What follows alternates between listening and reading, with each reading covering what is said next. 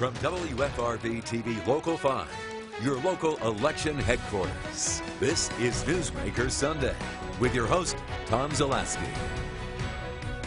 Good morning. Welcome to Newsmaker Sunday. I'm Tom Zalaski. Wisconsin Governor Tony Evers is about to reach the 5-month mark in his administration. Evers, a Democrat, is serving his first term after holding the office of State Superintendent of Public Instruction. He spent the first 100 days in court battles over appointments and policies passed by the lame duck session of the legislature during the final weeks of the Scott Walker administration. And one of the key figures in the governor's office getting the message out falls on this man. This is the State Department of Administration Secretary Joel Brennan. Mr. Brennan, thanks so much for joining us this morning. Big title. What do you do for the governor? Well, I'm the Secretary of the Department of Administration. Right. Over time, people have said that that's the Department of all.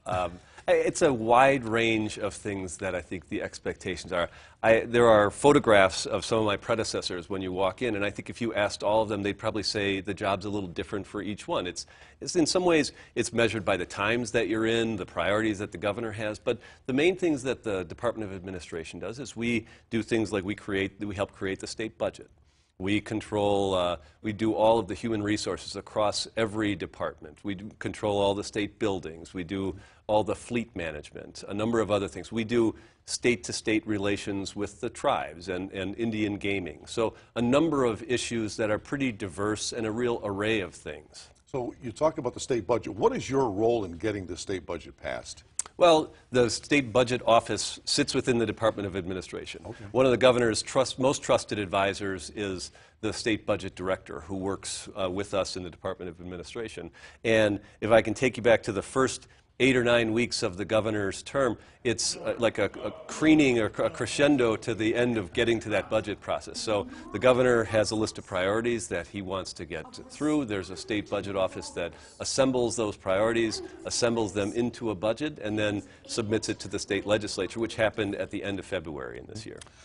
We look back to Governor Scott Walker. He had some contentious battles with the state legislature. We've got a Democrat in office now. No secret, contentious battles there as well. Do you expect there to be any agreement, or are we going to have this loggerhead for some time? Well, I think people who have seen the governor and know what Tony Evers is all about know he's a pretty thoughtful, pragmatic person. He comes out of having been the secretary, or been the superintendent of public instruction for the last 11 years, working on education, working kind of on very pragmatic issues around education. And so I think he's tried to offer a pragmatic approach. I think we're all getting used to the notion, both in the legislature and in the administration, about how do you deal with the difference between one-party rule, which the legislature was used to for the last 8 years, and this notion of divided government. I think there are lots of areas, as we travel around the state and as the governor hears, where there's lots of common ground to be found on issues like transportation, on issues around health care, or issues like public education, K-12 education. Those are issues that really don't necessarily have partisan lines. There may have been some partisan lines that have been drawn recently on them, but they're issues that I think there's lots of common ground to be found on. I know while you're here in the Green Bay area, you're meeting with local officials. How important is that liaison between your office, the governor's office, and local officials? Well, I think one of the great things, one of the important things about getting out and talking and meeting with local officials is that lots of the best ideas come from the ground up. And these are people who are on the ground, who are working on issues here in the Fox Valley or elsewhere around the state that they're finding some of the solutions to the big statewide problems that we have. So by listening to them, working with them, making sure that they're getting the resources that they need, we can start to ensure that we can take some of those solutions and give them a little bit more of a statewide focus. When you are dealing with the tribes, what is your role in dealing with tribes? Well, specifically, the Department of Administration deals with all the Indian gaming. So all the casinos in the state are part of the purview, and we negotiate the compacts and administer those. The governor, as you know, has state-to-state relations, government-to-government relations with the 11 sovereign nations around the state. And so part of what we're doing also is, as an extension of the governor, we're making sure that we are respectful, we're understanding the state issues that they have, the issues where the tribes and the state intersect, and we're making sure that we can find solutions to some of the challenges that they have. But what's interesting is we were talking with one of the tribes this morning, the Oneida tribe, and a lot of the issues that they have around Medicaid expansion in the state or access to health care. Those are very important issues for them, for their community. They're not, it's not just that those are issues for other people around the state, very important issues for them as a tribe as well. I know the Oneida Nation tribe went before the legislature recently calling for the banning of all Indian mascots. Where does Governor Evers stand on that? Well, that was one of the issues that came up in the State of the Tribes address last week, and as that was held out, I saw the governor stand up and applaud, and I think the governor, in his position as state superintendent, was supportive of that, and as governor is going to continue to be supportive. So he'll support that request? Yes, he will. Do you anticipate any changes in the compacts with the tribes?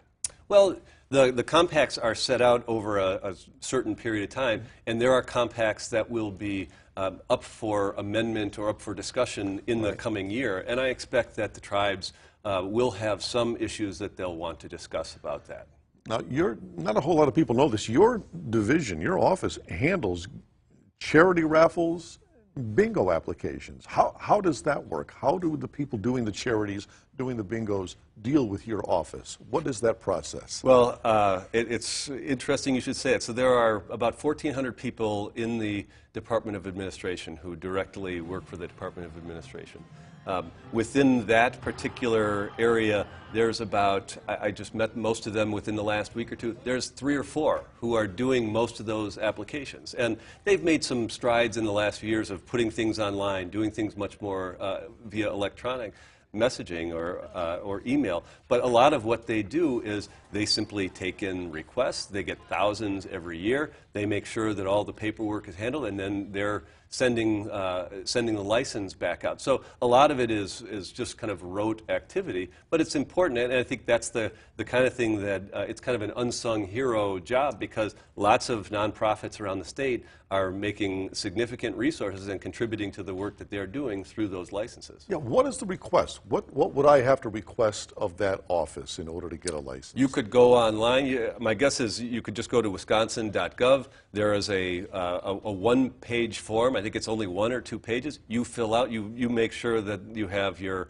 ID number, to ensure that you're a nonprofit. You have your IRS designation number. You make sure that there are a few objectives that you can hit. You turn that in, and within a few weeks, that gets turned around to you. What's unfortunate, and what we talked about with the people when we went to visit them, was oftentimes you might submit that license to me today, you need it tomorrow. You have an event tomorrow. Right. And so some of what they do is trying to make sure that they're conditioning the people who come back year after year to say, okay, give us a little time to do it, because there's a volume of requests to make sure that they get those on time. Sure. We shall continue our conversation with State Department of Administration Secretary Joel Brennan right after this. Please stay with us.